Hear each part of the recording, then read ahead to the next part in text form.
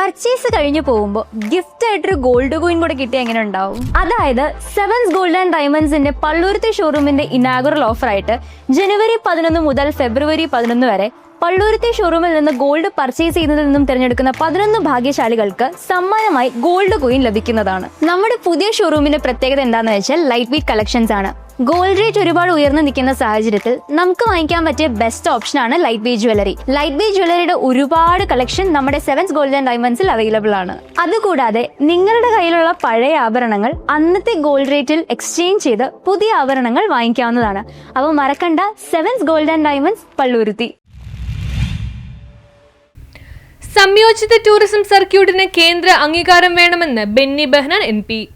കേരളത്തിലെ ഏറ്റവും പ്രധാനപ്പെട്ട സാംസ്കാരിക, ആത്മീയ, പൈതൃക, പ്രകൃതി ടൂറിസം കേന്ദ്രങ്ങളെ ബന്ധിപ്പിക്കുന്ന കാലടി, മലയാറ്റൂർ, ആതിരപ്പള്ളി, കൊടുങ്ങല്ലൂർ, അഴീക്കോട്, മുസിരീസ്, തിരുമുഴിക്കുളം സംയോജിത ടൂറിസം സർക്യൂട്ട് കേന്ദ്ര സർക്കാരിന്റെ സ്പെഷ്യൽ ടൂറിസം സർക്യൂട്ട് സ്കീമിൽ ഉൾപ്പെടുത്തണമെന്ന് ബെന്നി ബെഹനാൻ MP പാർലമെന്റിൽ ഉന്നയിച്ചു. ആദിശങ്കരാചാര്യയുടെ ജന്മഭൂമിയായ കാലടി, വിശുദ്ധ തോമസ് അപ്പോസ്തലന്റെ തീർത്ഥാടന കേന്ദ്രമായ മലയാറ്റൂർ, ലോകപ്രസിദ്ധമായ ആതിരപ്പള്ളി വെള്ളച്ചാട്ടം, കൊടുങ്ങല്ലൂർ ദേവീക്ഷേത്രം, അഴീക്കോട് ബീച്ച്, ചരിത്രപ്രധാനമുള്ള മ്യൂസിരീസ് പൈതൃക മേഖല, തിരുമൂഴിക്കുളം ലക്ഷ്മണ ക്ഷേത്രം എന്നിവയെ ഒരൊറ്റ ടൂറിസം ശൃംഖലയായി ബന്ധിപ്പിക്കുന്നതാണ് ഈ സർക്യൂട്ട്. എറണാകുളം, തൃശൂർ ജില്ലകളിലായി വ്യാപിച്ചു കിടക്കുന്ന ഈ മേഖലയ്ക്ക് അന്താരാഷ്ട്രവും ആഭ്യന്തരവുമായ ടൂറിസം വളർച്ചയ്ക്ക് വലിയ സാധ്യതയുണ്ട്. പ്രത്യേകിച്ച് കൊച്ചി അന്താരാഷ്ട്ര വിമാനത്താവളം മുഖ്യപ്രവേശന കവാടമായ സാഹചര്യത്തിൽ. എന്നാൽ ദേശീയപാതയിൽ തമ്മിലുള്ള മികച്ച ഏകോപനം, റെയിൽ കണക്ടിവിറ്റി, ടൂറിസ്റ്റ് ഷട്ടിൽ സർവീസുകൾ,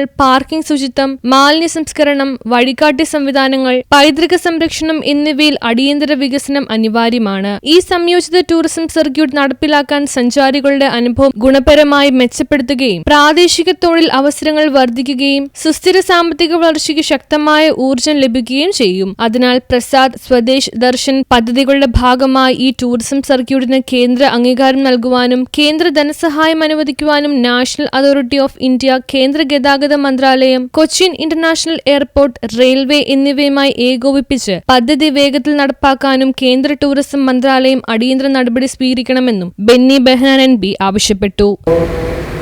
ധനമന്ത്രി പറയുന്നത് government of India does not support F and O transaction. Huge amount ആണ് ആൾക്കാരുടെ കയ്യിൽ നിന്ന് നഷ്ടപ്പെടുന്നത്. ഫ്യൂച്ചർ ആൻഡ് ഓപ്ഷൻ ട്രേഡ് എന്ന് പറയുന്നത് ഭാവിയിൽ 2-3 മാസം കഴിയുമ്പോൾ ഷെയർ വാങ്ങാം എന്ന് പറഞ്ഞിട്ട് നമ്മളിപ്പോൾ ഷെയർ ബുക്ക് ചെയ്യാം.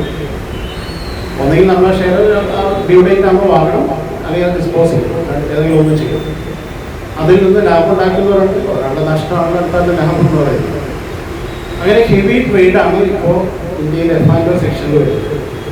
അപ്പോൾ അവിടെ ഗവൺമെൻറ് ഓഫ് ഇന്ത്യ 2 ഉദ്ദേശമാണ് അവിടെ ഉണ്ടാകുന്നത്. ഒന്ന്, നിങ്ങൾ ട്രേഡ് ചെയ്തോളൂ, ഞങ്ങൾ പൈസ കൂടുതൽ ഞങ്ങൾ ഗവൺമെൻറ്റിലേക്ക് വാങ്ങും. 2, ട്രേഡ് ചെയ്യുന്നത് നിരുത്സാഹപ്പെടുത്തുക എന്നുള്ള ഇന്റൻഷൻ ഉണ്ടെന്ന് ഗവൺമെന്റ് പറഞ്ഞു. അപ്പൊ അത് മാർക്കറ്റിൽ നന്നായിട്ട് ബാധിച്ചായിരുന്നു. പക്ഷെ പിറ്റേ ദിവസം 2 ദിവസം കഴിയുമ്പോൾ മാർക്കറ്റ് റിവേഴ്സ് ചെയ്തു. അതിന്റെ കാരണം എന്തായിരുന്നു? News bureau, Kalady.